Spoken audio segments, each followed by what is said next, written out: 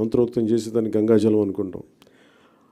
మనం బేసిక్గా పంచభూతాల మీద మనకు చాలా గౌరవం ఇచ్చే సమాజం ఇది. కానీ దురదృష్టవశాత్తు అది పూజా పునస్కారాలకే అది పరిమితం అయిపోయింది, కానీ దైనందిక జీవితంలో ఇది రావట్లేదు. ఉదాహరణకి ఇందాక మీరు చూసిన విజువల్ ఒకటి, యనమదురు డ్రైన్ చూస్తే భీమవరం టౌన్లో చూస్తే అది ఒక 90 మీటర్లు ఉండే ఒక డ్రైన్. అది పంటకాలం. ఆ పంటకాలంలో దాదాపు ఇంక వేరే ఏమి లేక అందరూ దాన్ని ఒక డంపింగ్ యార్డ్గా వాడేశారు. అది కిలోమీటర్ లెక్కన ఉంటుంది.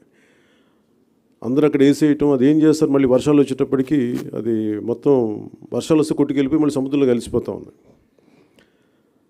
అలాగే మనకి ప్లాస్టిక్ చెత్త ఎక్కడన్నా పడేస్తే కొన్ని ఇంకా ఇబ్బందిగా ఉంటుందని విజువల్స్ చూపించారు. లేటర్ మీరు శ్రీనివాసన్ గారి దగ్గర ఉంటాయి. ఈ ఆవులు కూడా ఈ ప్లాస్టిక్ కవర్లు తినేసి కడుపు నిండా దాదాపు 5 కేజీలు 25 కేజీలు కడుపులో ఉండిపోయినాయి. వాటికి దారుణంగా చచ్చిపోయి అలాంటి పరిస్థితులు కూడా ఉన్నాయి ఆవులు. ఒకవైపు ఏమైనా గోవుని పూజిస్తాం, గోరక్షణ అంటాం, కానీ కనీసం వాటికి ఎందుకంటే అవి తిండి అనుకోండి, ఎందుకంటే ఫుడ్ ఉంటుంది దాంట్లో, ఆ స్మెల్కి అది తిండి అనుకొని తినేస్తున్నాయి ప్లాస్టిక్ కవర్స్. ఇవన్నీ చూస్తుంటే చాలా బాధ అనిపించి ఎక్కడో చోట మొదలు పెడదాం ఒక చిన్న ప్రయత్నం అని. అలాగే ఓపెన్ డ్రైన్స్ మనకి శ్రీనివాసన్ గారు వెల్లూరు నుంచి ప్రారంభించిన ఆయన ప్రాజెక్టు చాలా యూనిక్గా చేశారు. ఆయన గత 2 దశాబ్దాలుగా ఆయన శ్రమ ఇది. అక్కడ మీరు ఆ డిస్ప్లేలో చూస్తే ఆ రోప్స్ కట్టింది అంటే ప్రతిదీ, అంటే మీరు ఒకసారి ఒక సాలిడ్ వేస్ట్ 12 గంటల లోపు కనుక చెత్తని కలెక్ట్ చేస్తే అది రిసోర్స్ అవుతుంది, అది సంపద అవుద్ది. ఇక్కడ మేము కొత్త ఉద్యోగాలు ప్రారంభించడానికి కానీ వీటన్నిటికీ కూడా మన పరిశ్రమలు వీటన్నిటికంటే కూడా సర్వీస్ ఓరియంటెడ్ ఎంత డబ్బు ఉంది, అది ఈ సాలిడ్ లిక్విడ్ రిసోర్స్ మేనేజ్మెంట్లో పడేసిన ప్రతి చెత్త పనికిరాంది అనుకున్న మన ఇంట్లో నుంచి పడేసింది అది ఇంకో చోట సంపాదన అవుతుంది.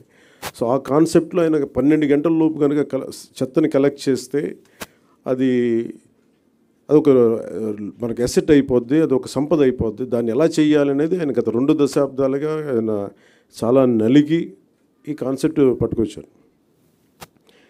ఇది గతంలో 2-3 సార్లు చేశారు, కానీ ఇక్కడ ప్రత్యేకించి ఆయన చూసిన తర్వాత ఇది నేను పిఆర్ తీసుకున్నప్పుడు శశిభూషణ్ గారు దీన్ని ఆయన పేరుని ప్రతిపాదించారు. సో ఆయనతో కూర్చొని మాట్లాడినప్పుడు ఇది నిజంగా చాలా బాగుంది. కానీ మనకున్న సమస్య ఏంటంటే కల్చరల్లీ చెత్త అనేది మన సంబంధం లేదు. మన వస్తువులు వాడతాం, పడేస్తాం తప్ప క్లీనింగ్ అనేది మటుకు అది మనకు సంబంధం లేదు, అది ఇంకొకళ్ళు వచ్చి చేస్తారనేది ఒక కల్చరల్ ఇష్యూ.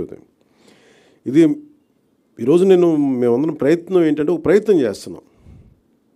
ఎంతవరకు సఫలీకృతం అవుతాం ఇవన్నీ అనేది మేము ముందుగా దీన్ని పిఠాపురంలో ప్రారంభిద్దాం దీన్ని, ఎందుకంటే అది నా కంట్రోల్లో కంప్లీట్గా ఉంటుంది కాబట్టి ముందు ఆ ప్రయత్నం చేద్దాం. అక్కడ దాదాపు 54 పంచాయతీలు ఉన్నాయి, అక్కడ 2 మున్సిపాలిటీలు ఉన్నాయి, కొలప్రోలును పిఠాపురం. సో ఇక్కడ ప్రారంభిద్దాం ముందు. దాంతోపాటు ఇది 2 రకాలుగా ప్రతిపాదిస్తున్నాం. ఒకటి, ఇలాంటి సెల్ఫ్ హెల్ప్ గ్రూప్స్ ద్వారా ఒక 6 మంది ఉండి, ఇప్పుడు మీరు ఇందాక ఆయన చెప్పిన విధానంగా వాళ్ళ ద్వారా కలెక్ట్ చేయడం, ఎవ్రీ డేకి రోజుకి 2 సార్లు ఈ చెత్తని కలెక్ట్ చేయడం, ఆ మన ఎక్కడైతే సెపరేట్ చేస్తారో ఆ యూనిట్స్కి పట్టుకెళ్ళడం. ఇది ప్రజలు కూడా బాధ్యత తీసుకుంటేనే అవుతుంది. కేవలం మేము పడేయటమే మా బాధ్యత అంటే సెగ్రిగేషన్లోనే చాలా బాధ్యత తీసుకోవాలి. అది ఒక ప్రయత్నం చేస్తుంది.